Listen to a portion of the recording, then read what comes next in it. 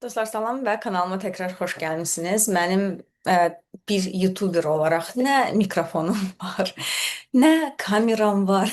Yəni ki, köçə-köçdə heç nəyim yoxdur deyə. Var əslində kamera mikrofonum yanımdadır, amma heç nəyə qoşa bilmirəm. İşləmir heç nə. Dedim ki, yəni video çəkmək istəyirəm və ona görə Zoom-da çəkirəm videonun üçün. Ona görə mütləq 40 dəqiqəyə bu video sığmalıdır. Dostlar, ümumiyyətlə necəsiz?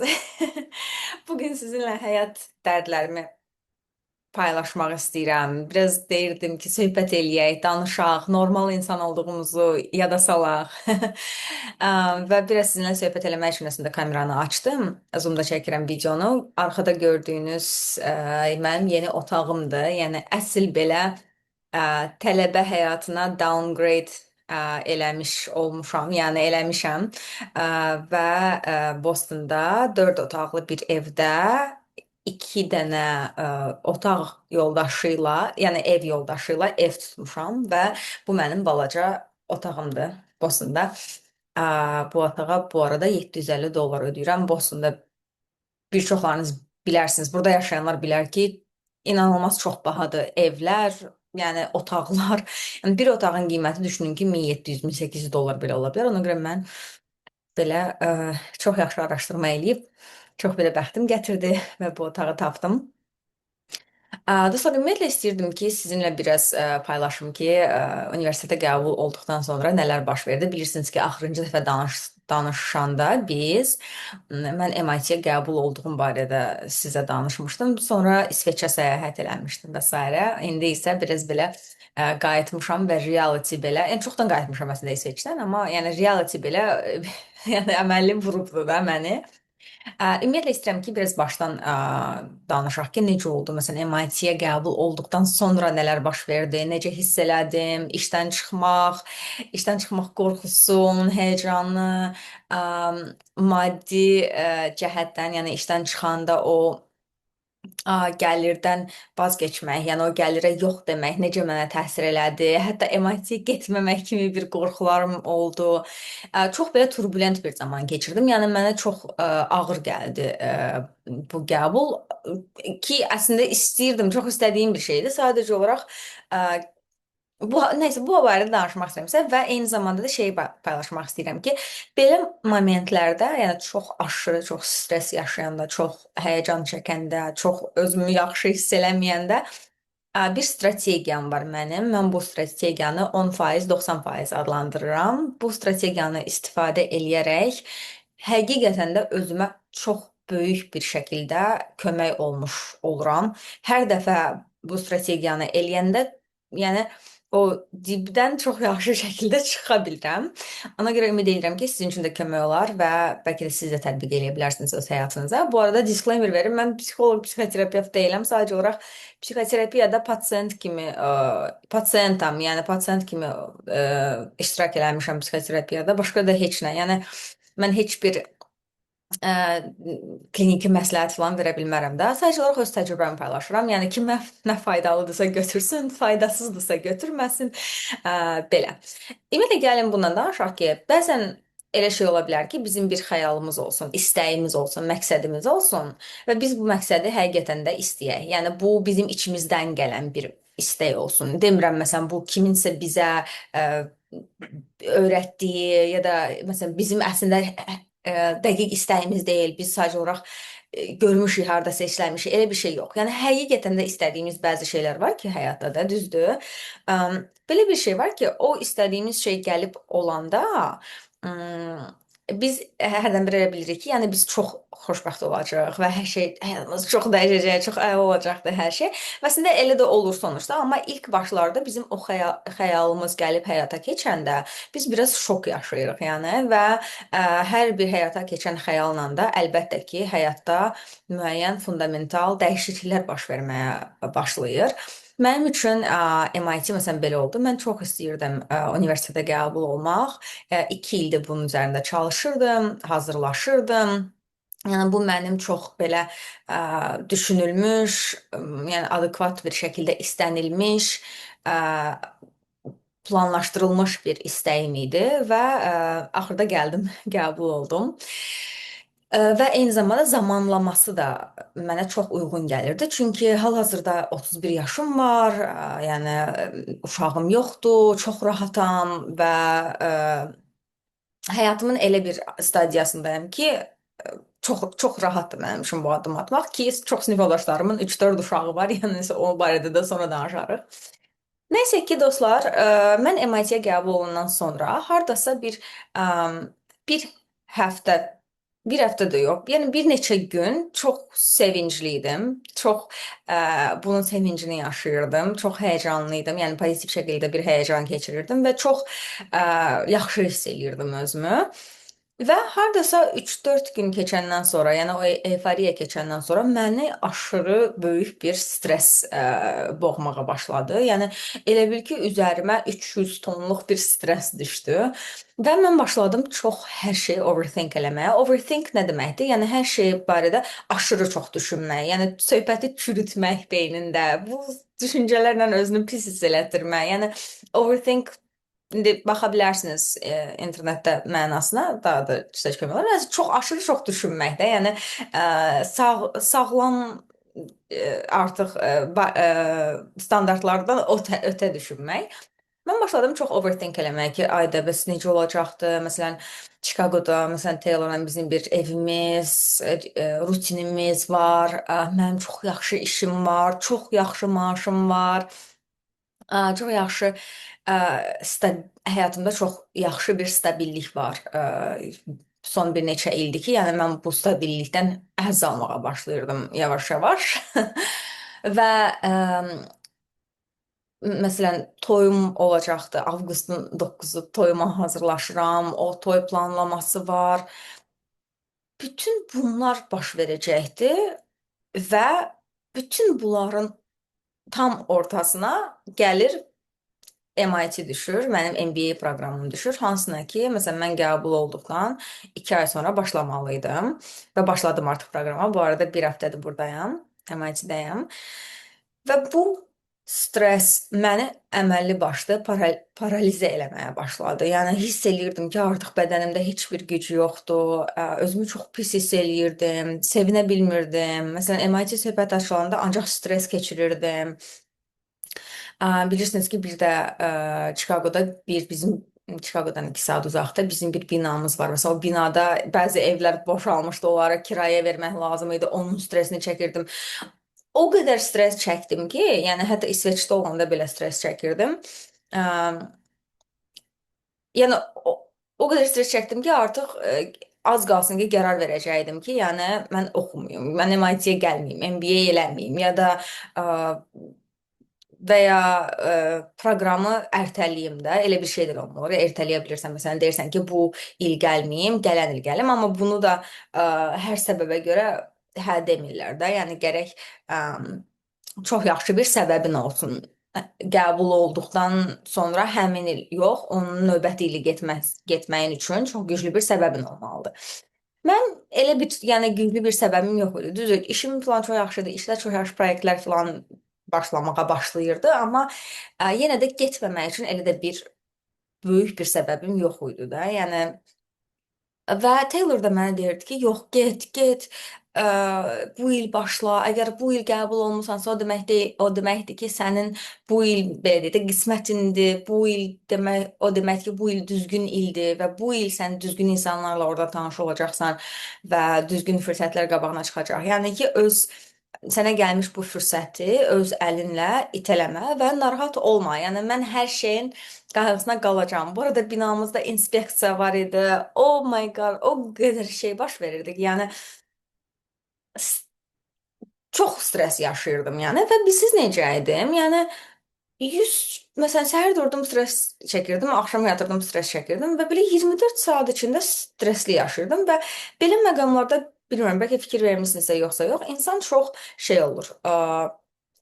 Həmin dəqiqə unudursan ki, məsələn, bu streslə kömək olmaq üçün sənə terapiya var ya da nə bilim, müəyyən hansısa instrumentlər var ki, sən onları istifadə edə bilərsən ki, sən özünə kömək olasan da.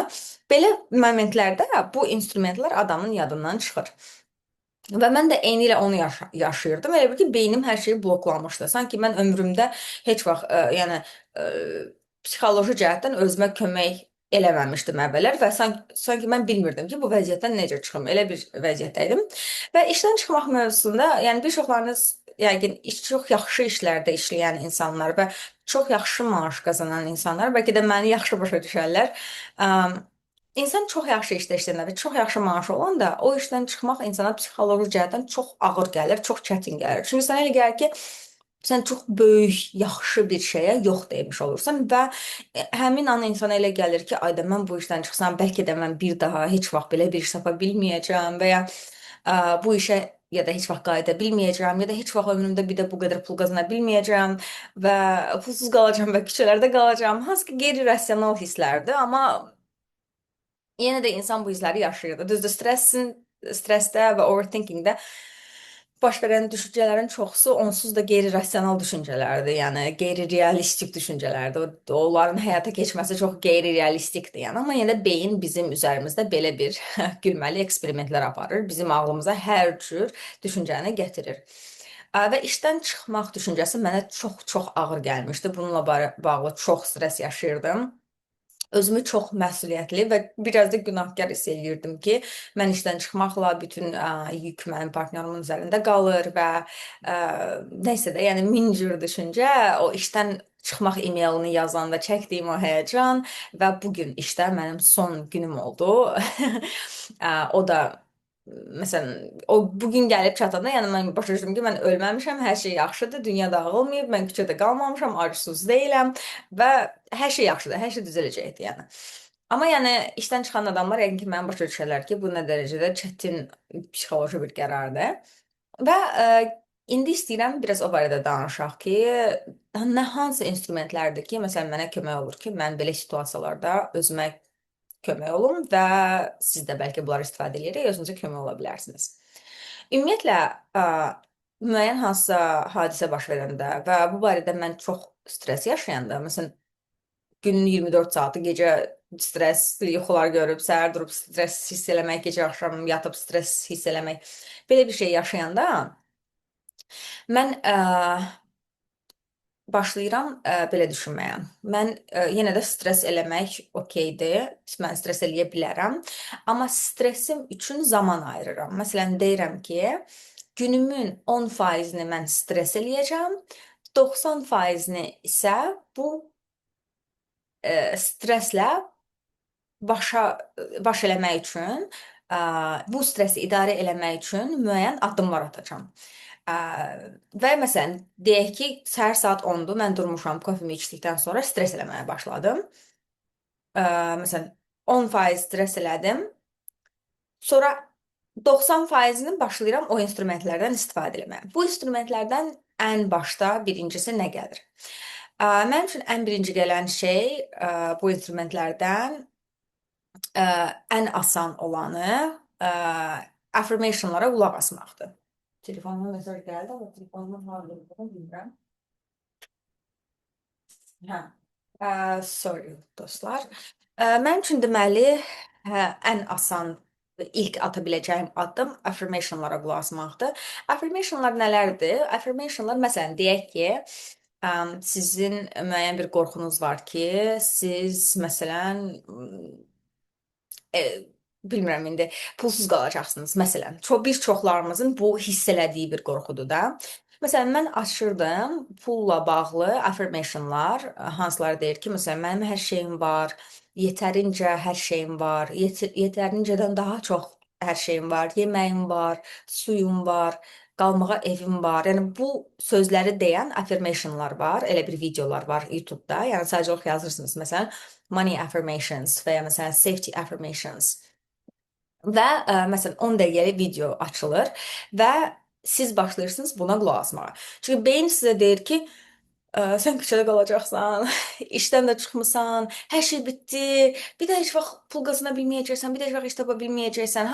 Hansı ki qeyri-rasional düşüncədir də, düzdür? Affirmations sizə deyir ki, mən həmişə iş tapacağam, mən həmişə pul qazanacağam, fürsətlər çoxdur. Mütləq ki, düzgün fürsət məni tapacaq. Və siz affirmationlara qulaq asanda beyniniz eyni zamanda iki şeyi iki düşüncəni düşünə bilmir də. Affirmation əgər deyirsək ki, məsələn üst-üstə deyirsək ki, hər şey yaxşı olacaq, hər şey yaxşı olacaq, hər şey yaxşı olacaq, beyin istər-istəməz başlayır onu proses eləməyə və beyin hər şey yaxşı olacağı gündə məsələn 20 dəfə, 30 dəfə eşidəndə yavaş-yavaş bu başlayır beyinə kömək olmağa. Çünki beyin öz düşünmək istədiyi düşüncəni qulaq asmağa vaxtı yoxdur, imkanı yoxdur. Bu 90%-in müəyyən hissəsinə aiddir affirmationlar. 90%-in o birisi hissəsinə nə aiddir? Mən scripting çox eləyirəm. Scripting nədir? Scripting odur ki, dəftəri açıram. Mən bir dəftərim var və o dəftərdə bütün problemlər, məsələn, ağlımda nə problem uydurmuşamsa artıq, yəni real yalanda nədirsə də, yəni o an çünki insan biraz şey olur axı, məsələn, qeyri-adekvat düşünür də, çox stressli olanda. Məsələn, qeyri-adekvat deyəndə məsələn nəyə nəzərdə tuturam? Məsələn, mən küçədə qalacağam kimi bir düşüncə. O moment dəftərimi açıram və scripting nədir? Yazıram ki, sanki bütün qorxduğum, məni narahat edən problemlər artıq həll olunmuş kimi yazıram. Məsələn, məsələn, belə yazıram. Mən MIT-də təhsil aldım, bir il orada çox şey öyrəndim, çox yaxşı insanlarla tanış oldum və universiteti bitirdikdən sonra çox yaxşı bir iş tapdım, çox yaxşı maaşlı bir iş tapdım. Məsələn, bu qədər pul yığdım və ya məsələn deyirəm, tam istədiyim rolu tapdım. Bunu olmuş kimi yazıram. Və bunları yazanda çalışıram ki, bu hadisələri hiss eləyərək yazım. Və bədənimə o yaxşı hissləri hiss etdirməyə çalışıram. Məsələn mən MIT-də oxudum, MIT-ni qurtardım. Məsələn o günü gözümün qabağına gətirirəm ki, graduation günü qabağıma gətirirəm. Mən diplomumu aldım, o sevinç hissini yaşadım. Artıq işim var, bilirəm ki, məsələn 2 həftə sonra işə başlayacağam, məsələn deyirəm. O hissləri özümə yaşada-yaşada hər şey artıq olmuş kimi dəftərə bunları yazıram və şükür hissi yaşamağa çalışıram. Həyatımda olan hər şey üçün şükür hissi yaşamağa çalışıram və o həmin yazdığım o scripting paraqrafda həm həyatımda olmuş real şeyləri yazıram, hansılar ki, həqiqətən də olub, onlar üçün şükür eləyirəm və olmayan şeyləri də olmuş kimi yazıb, onlar üçün də şükür eləyirəm və şükür hissləri yaşamağa çalışıram. Gratitude hissləri yaşamağa çalışıram da, ingiliscə biz buna gratitude deyirik. Grateful olmağa çalışıram.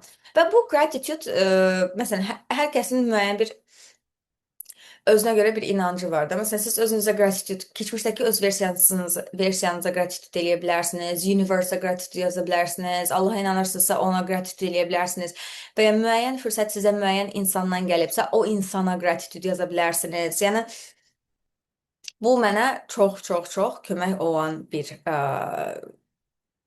tooldur, hansını ki istifadə edirəm, yəni instrumentdir, hansını ki mən istifadə edirəm. Və beləliklə bu stres 24 saat içində çəkdiyim bu stres, məsələn, o 100%lik stresi başlayıram 10%-ni stresə xərcləmək, geri qalanını isə bu stresslə mənə baş etməyə kömək edən instrumentlərə xərcləməyə başlayıram. Bu arada stres adətən çox səhər duran da çox insanı vurur. Yəni bir də axşam yatanda ona görə məsələn səhər duran kimi beynim yəni ki öz kreativ düşüncələrini həyatıma gətirməzdən əvvəl həmin an affirmation qururam. Yəni gözümü açan kimi affirmation qururam və affirmation deyir ki, hər şey yaxşı olacaq, hər şey yaxşı olacaq və istər-istəməz artıq həm ona qulaq asıb, həm eyni zamanda stresli düşüncələr düşünə bilmirəm. Birini seçməliyəm yəni və affirmation-ı seçirəm. Və gecə yatanda da yuxuya getməzdən əvvəl yenə də qoşuram affirmation-ları və affirmation-a qulaq asa yuxuya gedirəm. Çünki istər-istəməz yenə yuxuya gedəndə adam başlayır min cür düşüncə düşünməyə və onun da üstəsindən gəlmək üçün affirmation-a qulaq asa yuxuya gedirəm. Növbəti mənim üçün adətən belə bir şey var ki, mən həmişə bunu özümə xatırladıram ki, əgər mən müəyyən ağrı, narahatçılıq, diskomfort, psixoloji stres çəkirəmsə, o deməkdir ki, burada necə deyim, indi onu Azərbaycan dilində yadıma salım. Self-awareness kimi bir söz var ingilis dilində. Yəni burada self-awareness yoxdur və burada müəyyən bir dərs var ki, mən o dərsi öyrənməliyəm. Yəni mən ona görə acı çəkirəm ki, mənim öyrənmədiyim bir dərs var və mən bu dərsi başa düşəndə və öyrənəndə bu acı keçəcək. Situasiya belə davranmağa başlayıram. Və bu dərs nədir ki, mən bu dərsi öyrənməliyəm? Və o məni narahat edən acı ilə bağlı başlayıram kitablar araşdırmağa. Ə, və çox maraqlı bir şeydir ki, məsələn, elə momentlərdə kimsə mənə nəsə yazır, deyir, mən filan kitabı oxumuşam, bax bu çox yaxşı kitabdır, məsləhət görürəm. Ə, və o an çalışıram ki, o kitabı alım və oxumağa başlayım. Ə, kitablarda belə bir şey yaxşıdır ki, kitablarda məsələn müəyyən yaşadığınız problemlə bağlı, bu problemi necə həll edə bilərəm? Bununla bağlı kitab alıb oxuyanda, ə, orada müəyyən məsələn elmi araşdırmalar olur, elmi faktlar olur, müəyyən məsələn statistikalar gətirilir. Onlar insana çox kömək olur ki, müəyyən bir problemin teoriyasını başa düşəndə onun praktikası, yəni onu necə həll etmək lazımdır, daha asanlaşır. Və bu da 90%-ə aid olan instrumentlərdən biridir ki, həm affirmationlara qulaq asmaq, həm scripting eləmək, həm də kitab oxumaq. Yəni beyni maksimum dərəcədə bu stressin həlli yolunu tapmağa yönəltmək. Çünki oturub günü 24 saatı stres eləmək zaten produktiv bir şey deyil. Onsuz da heç bir xeyir gəlmir ondan. Ondan sonra məsələn 10% stres eləyək, qalanını isə o streslə baş eləməyə çalışaq. Yəni o stresin üstəsindən gəlməyə çalışaq. Bu arada scriptingə şeyə də daxil eləmək istəyirəm. Məsələn, scriptingdə şeyə də yazıram. Məsələn, keçmişdə hansı çətinliklərim olub, stresslərim və çətin zamanlarım olub ki, mən o zamanların üstəsindən gələ bilmişəm. Düzdür, necəsə bacarmışam da, bunu eləmişəm. O günlərimi yada salmağa çalışıram və o versiyam üçün özümə təşəkkür edirəm. Deyirəm ki, bax, sən məsələn 15 yaşında bunu eləmisən. Yəni sən elə uşaq idin, amma sən bunları bacardın. Bunun üstəsindən gəldin. Mən məsələn 24 yaşında bunu elədin, 27 yaşında bunu elədin. Sən çox şeyləri artıq bacarmısan, çox şeylərin artıq üstəsindən gəlmisən. Səndə bu bacarıq var, səndə bu alınacaq. Bunu özümə xatırlatmağa çalışıram. Sadəcə olaraq bir bunu videonu istirdim, ona görə paylaşım ki, yəni məsələn, yəni hamımız insanıq, hamımızın normal hissləri var, dərdləri var, həyatında baş verən stresli situasiyaları var və hamımız həmişə nəyinsə üstəsindən gəlməyə çalışırıq. Yəni heç kimin həyatı həqiqətən də ideal deyil və bəlkə də həyatın gözəlliyi də bundadır ki, biz nələrsə yaşayırıq, risk alırıq, həyatımızla bağlı nələrsə eləyirik. Yəni qorxub bir yerdə qalmırıq da. Yəni qorxub həyatımızı belə futların içində yaşamırıq da. Və risk aldığımız üçün, özümüzü belə yeni ortamlara gətirdiyimiz üçün də müəyyən diskomfortlar yaşayırıq və bu diskomfortların üzərindən gəlməkdə insana böyüməkdə, dəyişməkdə, inkişaf eləməkdə çox kömək olur, yəni. Sonra bilirsiniz nə oldu? Mən gəldim MIT-yə və sinif yoldaşlarımdan biri özünü təqdim eləyəndə durdu dedi ki, mən 50 gün bundan əvvəl uşaq doğmuşam. Və mən öz-özümə dedim ki, yəni Leyla, az qalsın ki, söyəcəkdim də özümə oradakı. Yəni utan öl yerə gir. Leyla, utan öl yerə gir, gör sənin sinif yoldaşın 50 gün əvvəl uşaq doğub gəlib bura. Yəni və başqa bir ölkədən durub gəlib və sonra başqa sinif yoldaşım durdu, dedi, mənim 4 uşağım var. Mən bütün 4 uşağımı götürüb gəlmişəm. Cəmaət uzaq ölkələrdən nə qədər yol gəlib uşaqlarını məktəbə bir bağçaya düzəldib, uşağı üçün nələrsə tapıb və bununla belə və işdən çıxıb və risk alıb və viza alıb və mən yəni Chicagodan bura gəlmişəm, şikayətlənirəm. Cəmaət dünyanın o başından 4 uşaqla gəlib və nətərsə bunu bacarıb. Yəni ki, onda öz-özümə dedim ki, okey, yəni çox da şey eləmə. Səndən daha turbulent yollar keçib gəlmiş insanlar var burada və həqiqətən də sinif yoldaşlarımın o gücü, o bacarıqları, o uğuru məni daha da özgüvənli elədi ki, okey, onlar əgər bunu bacarıblarsa, mən də bacaracağam və hər şey yaxşı olacaq və belə bir şey oldu. Əslində hamı stres çəkirdi və ilk gün biz bir-birimizi tanıyanda, tanışlığa gələndə parkda gəldik, bir-birimizi tapdıq və bir dənə Yunanistanlı sinif yoldaşım var və gəldi belə özünü təqdim elədi, belə baxdı belə ətrafa və belə bir söz dedi. Everything is gonna be fine. Hər şey yaxşı olacaq.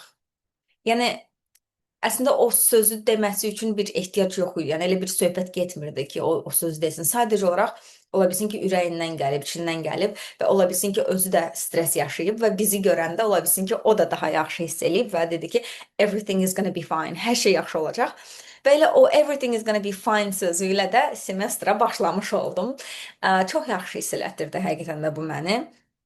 Sadəcə olaraq sizinlə də dedim paylaşım. Əgər hal-hazırda həyatınızda çətin nəsə bir situasiyadan keçirsinizsə, özünüzü pis hiss eləyirsinizsə, stres eləyirsinizsə, bu strategiyanı istifadə edə bilərsiniz. Stres gələn kimi bir 5-10 dəqiqə stres elədiniz, aha, sonra başlayırıq affirmationlara qulaq asırıq, affirmation qutarır, scripting eləyirik, scripting qutarır, kitab açırıq, oxuyuruq və ya kitaba qulaq asırıq. Yəni hansı mövzudursa sizi narahat edən, o mövzuda məlumat əldə etmək üçün, o acını biliyə çevirmək üçün bu instrumentlərdən istifadə etmək lazımdır. Belə dostlar, əgər otaq turu istəyirsinizsə, ev turu istəyirsinizsə, Bostonda sizə çəkə bilərəm. Sadəcə olaraq selfie stickimi gözləyirəm. Bu arada Taylorla biraz belə məsafəli münasibətdə olacaq bir il ərzində. Və Mişka ilə Monty də burada deyirlər. Onlar Chicagoda qaldılar. Amma ev turu və s. yəni necə yerləşdim, necə gəldim, necədir buradakı həyatım və ya vloq istəyirsinizsə, mütləq şərhlərdə yazın və çalışacağam sizin üçün çəkim. Özünüzə yaxşı baxın və növbəti videomda sizinlə mütləq görüşəcəm. Belə.